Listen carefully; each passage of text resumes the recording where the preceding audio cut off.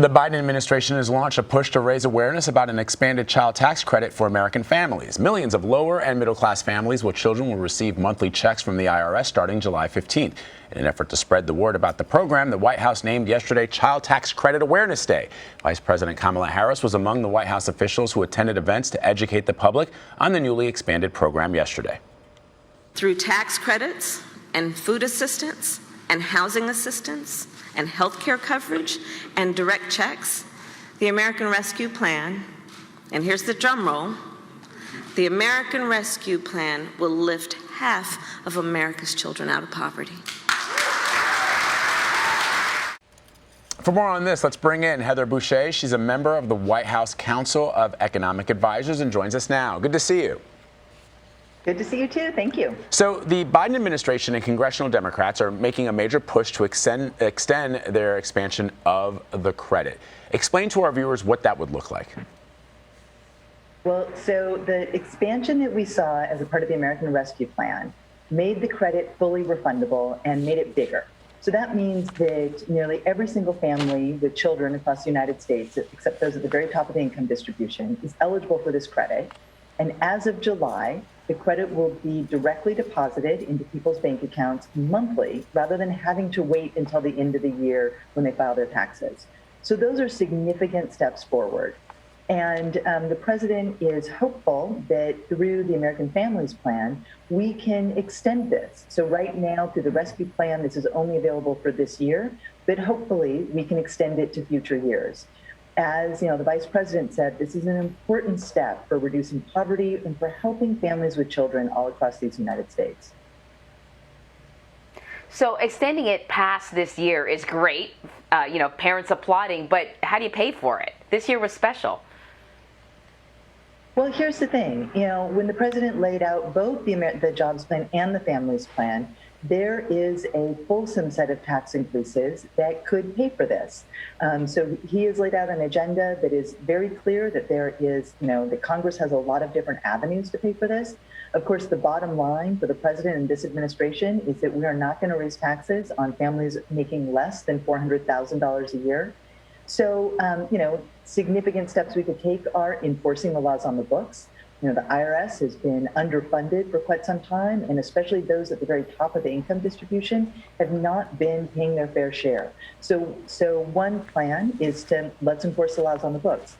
A second would be to make sure that our corporate taxes are focused on investments here in the United States, not encouraging firms to shift their profits overseas or to shift jobs overseas.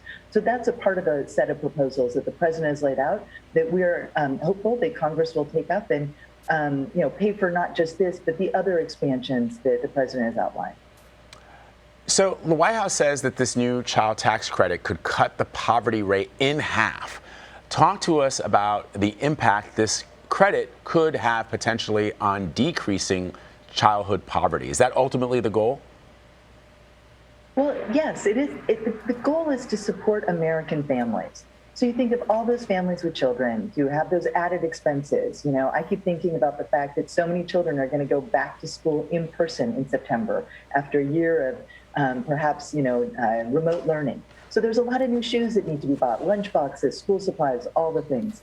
Having this tax credit deposited into your account, which will give families $250 to $300, depending on their income and the age of the child, that can go a long way in helping families to be able to make ends meet and to afford the high cost of having a child.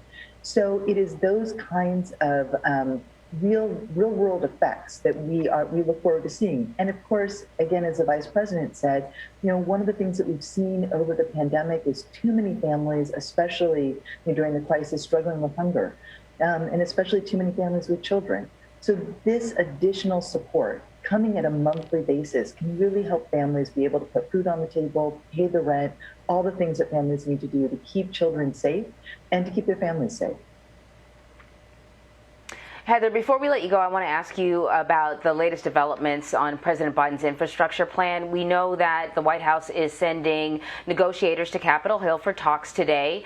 There are still some sort of deep divisions, though, as I understand it, President Biden was pleased with the progression that he's seeing in terms of just how much this infrastructure bill is going to cost. But then there's a major difference with how it's going to be paid. What sort of options are being discussed? Well, I'm not going to negotiate with the president here today, but here's what I can tell you. That, he's very hopeful about the progress that has been made so far. They continue to have these conversations. The president has been clear from day one that he has two red lines. First, inaction is not an option. The American people, American industry, American communities need this investment in our future in good jobs all across the United States. And this infrastructural proposal will deliver that. And importantly, it will deliver things that are going to help, families as well, like making sure that all of the lead service lines across these United States are removed, and so that children and families have safe drinking water.